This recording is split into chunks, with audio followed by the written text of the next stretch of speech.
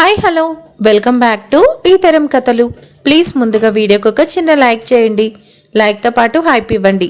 ఈరోజు స్టోరీ నువ్వే నా శ్వాస, ఎపిసోడ్ నెంబర్ 93. కథను రచించిన వారు అనురాధ గారు, వాయిస్ ఓవర్ శ్వేత. ఇక లేట్ చేయకుండా కథలోకి వెళ్ళిపోదాం. విక్రమ్ ఆవేశం అదుపు తప్పింది. గతం అతన్ని ఒక్క నిమిషం వణికించేసింది. అతనిలో అంత కోపం కలిగి ఉగ్రరూపం దాల్చడానికి కారణం భూపతి దుర్మార్గమే. సొంత చెల్లెల్ని, ఆమె కుటుంబాన్ని నామరూపాలు లేకుండా చేసి వారి ఆస్తిపాస్తులు అనుభవిస్తూ ఊరి వాళ్ళకి నరకం చూపిస్తున్న అతన్ని ముక్కలు ముక్కలు కింద నరికేయాలని విక్రమే కాదు, మానవత్వం ఉన్న ప్రతి ఒక్కరూ అనుకుంటారు. అలాంటిది విక్రమ్ ఆవేశపడ్డంలో ఆశ్చర్యమేం లేదు. కానీ నాయర్ ముందు నోరు జారాడు. ఇప్పుడు అతనికి నిజాన్ని చెప్పాలో లేక ఇంకో అబద్ధం చెప్పాలో అర్థం కాలేదు. అందుకే అతను కాస్త ఆలోచించి విక్రమ్ ఒక నిర్ణయం తీసుకున్నాడు. ఇంకా చాలు, ఇప్పటికే నాయర్ లాంటి మంచి మనిషికి అబద్ధం చెప్పి తప్పు చేశాను. మొదట అతనికి నేనెవరో చెప్పి ధైర్యాన్నిచ్చి మీకు నేనున్నాననే భరోసా ఇవ్వాలి అని నిర్ణయం తీసుకొని కాస్త నెమ్మదై అక్కడి గుడిమెట్ల మీద కూర్చొని గట్టిగా ఊపిరి తీసుకొని, బాయ్, ఇలా వచ్చి కూర్చోండి, మీతో కాస్త మాట్లాడాలి అంటూ సైగ చేశాడు. మంగరాజు కూడా విక్రమ్ ఆలోచన అర్థం చేసుకుని కంగారు తగ్గించుకుని వచ్చి కూర్చున్నాడు. నాయర్కి ఏమీ అర్థం కాలేదు. ఎంతో కంగారు, ఇంకా భయం నిండిన కంఠంతో ఏం మాట్లాడాలి, అసలు విషయం చెప్పండి, నాకు కంగారుగా ఉంది అని వచ్చి విక్రమ్ పక్కన కూర్చున్నాడు. విక్రమ్ అతని చేయి పట్టుకొని, చూడండి బాబాయ్, మీరు నాకు గతాన్ని చెప్పి ఎంతో సహాయం చేశారు. ఈ గతంలో 2 జీవితాలు ముడిపడున్నాయి. అలాగే మాకు ఒక ఆశ కూడా కల్పించారు. మైథిలి గారు ఇంకా బ్రతికే ఉన్నారని, కనీసం ఆ భూపతి చేతుల్లో నుంచి ఆవిడైనా తప్పించుకున్నారని అనుకుంటున్నా. అదే నిజమైతే మా ఆనందంకి హద్దే లేదు. ఇక అసలు విషయానికి వస్తున్నా. మీరు అనుకుంటున్నట్టు నేను సింగ్ని కాదు, అచ్చమైన తెలుగువాణ్ణి. నా పేరు విక్రమ్, ఆంధ్రాలో ఏసీపీగా వర్క్ చేస్తున్నా. నేను ఈ ఊరు రావడానికి కారణం ఫణీంద్ర భూపతి దుర్మార్గమే కారణం. వాడి అరాచకాలు తెలుసుకొని వాడిని అరెస్ట్ చేసి చట్టానికి పట్టించాలని అనుకున్నాను. అందుకు కొన్ని ఆధారాలు కూడా సేకరించాను. కానీ అవి మాత్రమే వాడి అరెస్ట్కి సరిపోవు. ఇంకా వాడి పూర్తి నేర చరిత్ర తెలుసుకోవాలి అనుకొని వాడి సొంత ఊరైన ఈ భైరవపురం చేరుకున్నాను. ఇక్కడికి వచ్చాక తెలిసింది వాడు ఎన్ని దారుణాలు చేశాడో అన్నది. ఇక వాడు తప్పించుకోవడం అసాధ్యం. నేను వాడిని చట్టానికి పట్టించి తీరుతాను. అలాగే మీరు ఎదురు చూస్తున్న యువరాజు కూడా త్వరలో అనుకున్న సమయానికి ఇక్కడికి చేరుకునేలా చేస్తాను. అందులో ఎటువంటి సందేహం లేదు. నన్ను నమ్మండి. ఆ భూపతి ఆట కట్టించేందుకు నాకిప్పుడు అన్ని విషయాలు తెలిసాయి. వాడి మనస్తత్వం ఎలాంటిదో అర్థమైంది. ఇంకా వాడు తప్పించుకోవడం సాధ్యం కాదు అంటే ఎంతో నమ్మకంగా చెప్పాడు విక్రమ్. ఆ మాటలు విన్న నాయర్ కొయ్య పారిపోయి, ఏంటి పోలీస్వా? ఈ ఊర్లోకి పోలీస్ అధికారి వచ్చాడా? ఒక పోలీస్ ఆఫీసర్ అయిన నీకు నిజం చెప్పి నేను సాయం చేశానా? అంటే నాకు నేనుగా గోతిలో పడ్డానా? ఆ భూపతికి వ్యతిరేకంగా వాడికి సంబంధించిన విషయాలు చెప్పేశానా? అయిపోయింది. ఇంకా వాడు నన్ను వదిలిపెట్టాడు, చంపేస్తాడు.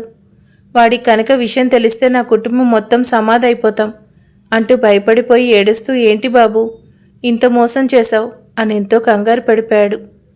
విక్రమ్ అతన్ని కంట్రోల్ చేస్తూ, బాబాయ్ కంగారు పడకండి, ఏం కాదు, నన్ను నమ్మండి. మీకు కానీ ఈ ఊరికి కానీ నా వల్ల మంచి జరుగుతుంది తప్ప చెడు జరగదు. మీ ఊరానికి సంబంధించిన సమాచారం అంతా నాకు తెలుసు. కానీ ఆ సమాచారం ఏంటన్నది నేను వివరంగా ఇప్పుడు చెప్పలేను, అర్థం చేసుకోండి. రాణి అమ్మ కోసం సంబంధించిన ఎటువంటి విషయం బయటపడడానికి వీల్లేదు. ఆమెకు ప్రమాదం వాటిల్లుతుంది. అందుకే ఇంతకు మించి ఏమీ చెప్పలేను. కానీ పుష్కర సమయానికి శశిమేఘన ఆమె బావ సూర్యతేజతో కలిసి ఊళ్ళో అడుగు పెడుతుంది. అలాగే ఆలయ ద్వారం తెరిచి అఖండ జ్యోతి వెలిగిస్తుంది. నా మాట నమ్మండి. కాస్త ధైర్యంగా ఉండండి. అలాగే మాకు సహాయం చేయండి. మైథిలి గారు ఏమయ్యారో తెలుసుకోవాలి. మీరు కంగారు పడి మీకు తెలిసిన నిజం బయట పెడితే నేను అనుకున్నది సాధించలేను. అలాగే ఇన్నేళ్ళ మీ ఊరి వాళ్ళ ఎదురుచూపుకి అర్థం లేకుండా పోతుంది.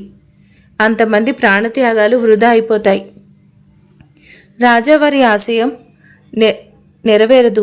అలాగే శత్రువుకి అసలు విషయం తెలిసిపోతుంది. వాడు నా ద్వారా మీ రాణి అమ్మ ఆచూకీ తెలుసుకోవడానికి ఎంతో సమయం పట్టదు. అదే జరిగితే ఆ తర్వాత నేనేం చేయలేకపోవచ్చు. ప్లీజ్ కాస్త ధైర్యం తెచ్చుకొని మీకేం తెలియనట్టుండండి. త్వరలో మీ రాణి అమ్మ ఊర్లోకి వస్తుంది. నేను మీకు మాటిచ్చిన విధంగా ఈ నెల రోజులు పొలం పని పూర్తి చేసి ధాన్యం కొనుగోలు చేసి వెనుతిరుగుతాను. ఆలోగా రాజావారి చెల్లెలు గారి ఆచూకీ కోసం నేను ఎంక్వైరీ చేయిస్తాను. మీకు ఎటువంటి ప్రమాదం వాటిల్లకుండా చూసుకుంటాను అని ఎంతో నమ్మకంగా చెప్పాడు. మంగరాజు కూడా కలుగు చేసుకొని చూడండి నాయర్ గారు, బాబు ఎంతో సిన్సియర్ పోలీస్ ఆఫీసర్. ఆయన అన్నది అన్నట్టు చేస్తారు. మీరు ధైర్యంగా ఉండండి. ఈ ఊరి యువరాణి గారు తిరిగి రాబోతున్నారు, అందులో సందేహమే లేదు అని ఎంతో నమ్మకంగా చెప్పాడు మంగరాజు. ఆ మాటలన్నీ విన్న నాయర్ ఒక్కసారిగా ఎగిరి గంతేశాడు. ఏంటి, రాణి అమ్మ తిరిగి వస్తున్నారా? ఇది నిజమా? ఆమె ఎక్కడున్నారు? ఎలా ఉన్నారు? ఆ చిన్న పాప పెద్దదయిందా? సంతోషంగా ఉన్నదా? రాజాబాబు కూడా వస్తున్నాడా? మా రాజశేఖరం గారు ఎలా ఉన్నారో మీకు తెలుసా? వాళ్ళని మీరు చూసారా? చెప్పండి అయ్యా. ఎంతో సంతోషకరమైన వార్త చెప్పారు అని ఉబ్బి తబ్బిబ్బైపోయాడు అతను. విక్రమ్ ఆన్సర్ చేసేలోగా నాయర్ గట్టిగా ఆలయం లోపలికి పరుగులు పెడుతూ, ఓ సాంబవి మాత, ఇంత సంతోష వార్త తెలియచేశావు. నీకు శతకోటి ధన్యవాదాలు. ఇంకా మా ఊరి కష్టాలు తొలగిపోయినట్టే అంటూ ఆనందపడ్డాడు.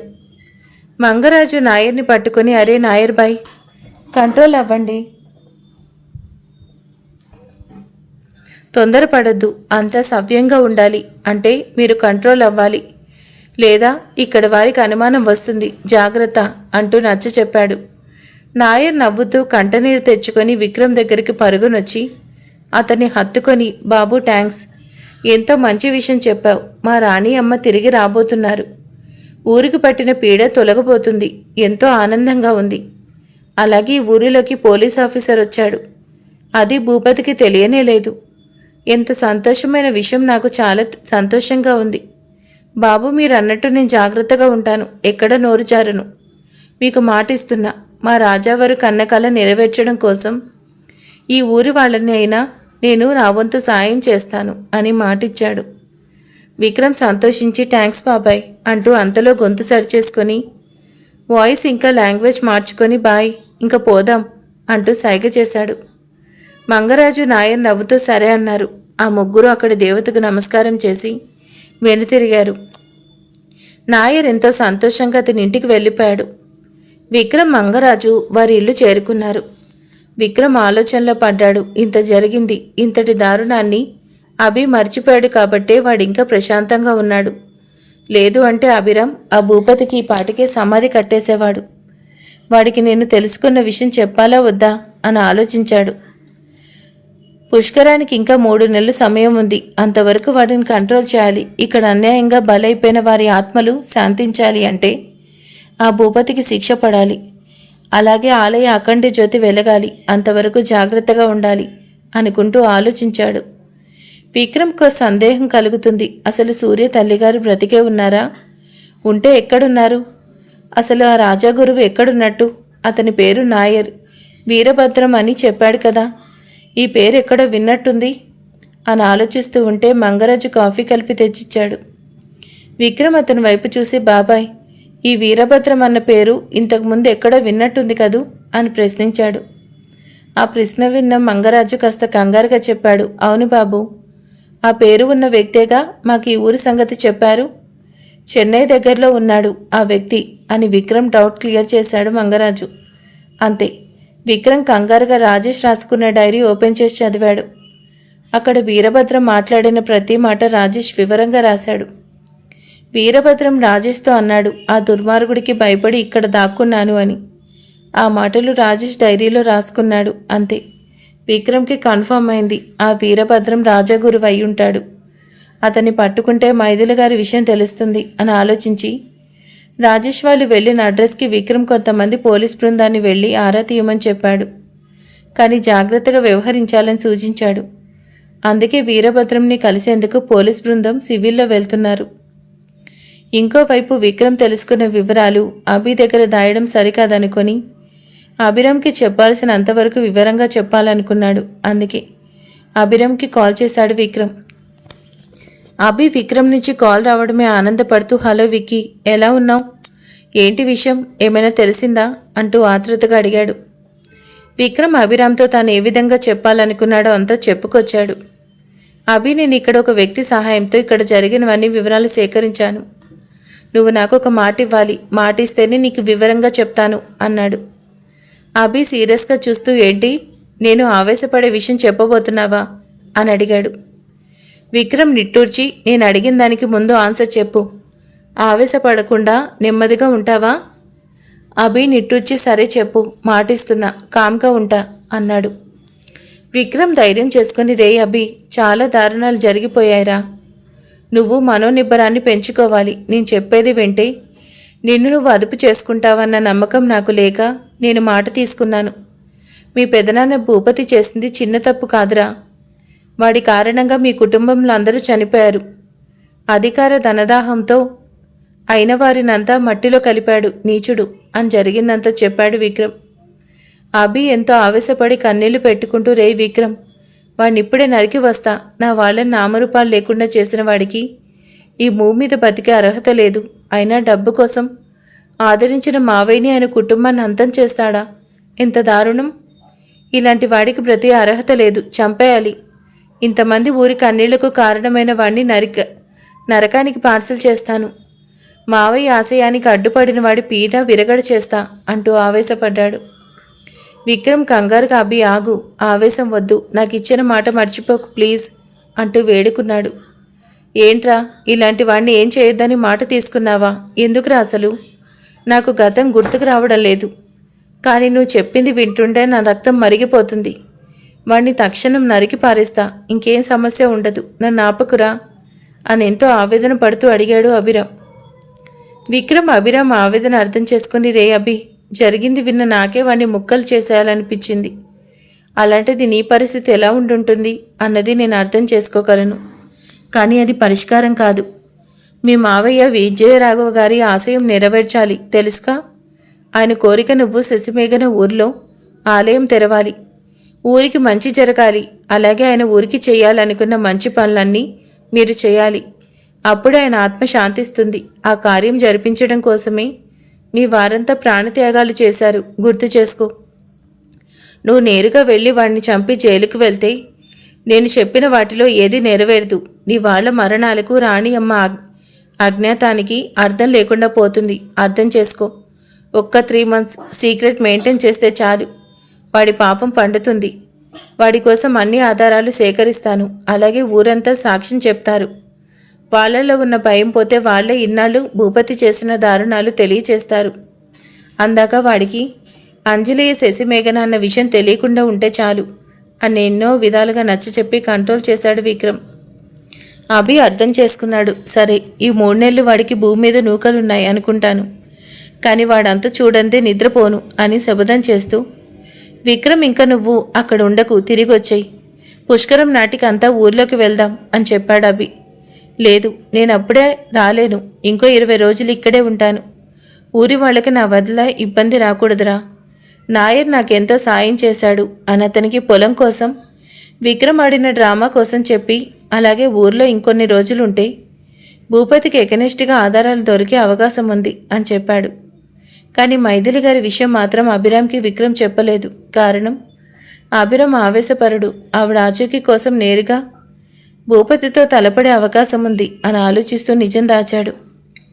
విక్రమ్ చేసిన పొరపాటు అదే. అప్పుడే అభిరామ్కి అతని తల్లి బ్రతికే ఉందని చెప్పుంటే అభిరామ్ అంత మానసిక వేదన పడేవాడు కాదు. కానీ పరిస్థితి అలా ఉంది. సరే అంజలి జాగ్రత్త, సునీతని దిగులు పడద్దని చెప్పు. నేను త్వరలో వచ్చేస్తాను, నువ్వు మాత్రం ఆవేశపడకు అని జాగ్రత్తలు చెప్పి ఫోన్ పెట్టేశాడు. అభిరామ్ విక్రమ్ ఫోన్ పెట్టేశాక చాలాసేపు తన వారిని తలిచి దుఃఖిస్తూ ఉండిపోయాడు. అతని బాధ ఎవరూ తీర్చలేరు, అలాంటి పరిస్థితి కూడా ఎవరికీ రాకూడదు. అభిరామ్ అలా చాలాసేపు బాధపడి వాస్తవాన్ని గ్రహించి అంజలి కోసం గుండె దిట్టం చేసుకొని కళ్ళు తుడుచుకొని, అత్తయ్య, మావయ్య, మీ కోరిక నెరవేరుస్తాను. అంజలిని పుష్కరం నాటికి ఊర్లోకి తీసుకొచ్చి ఆలయం తెరిచేలా చేసి అఖండ జ్యోతి వెలిగించేలా చేస్తాను. అంజలి కారణంగా ఊరికి మంచి జరగాలి. అన్నీ మీరు అనుకున్నట్టే చేస్తాను. అలాగే ఇన్ని పాపాలు చేసిన మన కుటుంబాన్ని చిన్నాభిన్నం చేసిన భూపతి అంతు చూస్తాను అని ప్రతిజ్ఞ చేసుకొని అభి స్థిమితపడి చల్లటి నీళ్లతో మొహం కడుక్కున్నాడు. ఇప్పుడు అభిరామ్లో ముందు ఉన్న ఆవేశం లేదు, ఎంతో మనోబలం పెంచుకున్నాడు. అతనికి గతం పూర్తిగా జ్ఞాపకం రావడం లేదు. కానీ విక్రమ్ చెప్పిన మాటలు విన్న దగ్గర నుంచి తల బరువై ఎంతో అలర్జీగా అనిపిస్తూ ఉంది. గతంలో జరిగిన సంఘటనలు గుర్తు చేసుకునే ప్రయత్నం చేస్తూ నిద్రపోతున్న అంజలి గదిలోకి వెళ్ళాడు అభిరామ్. మరి ఆ తర్వాత ఏం జరగబోతుంది ఏంటి అనేది నెక్స్ట్ పార్ట్లో చూద్దాం. ఈ పార్ట్ కంటిన్యూషన్. ఓకే, చిన్న అప్డేట్ అని ఏమనుకోకండి, టైం లేదు అందుకే అప్లోడ్ చేయలేకపోతున్నా. Thank you for watching. ఈరోజు స్టోరీ ఎలా ఉందనేది ప్లీజ్ కామెంట్ చేసేయండి. Thank you.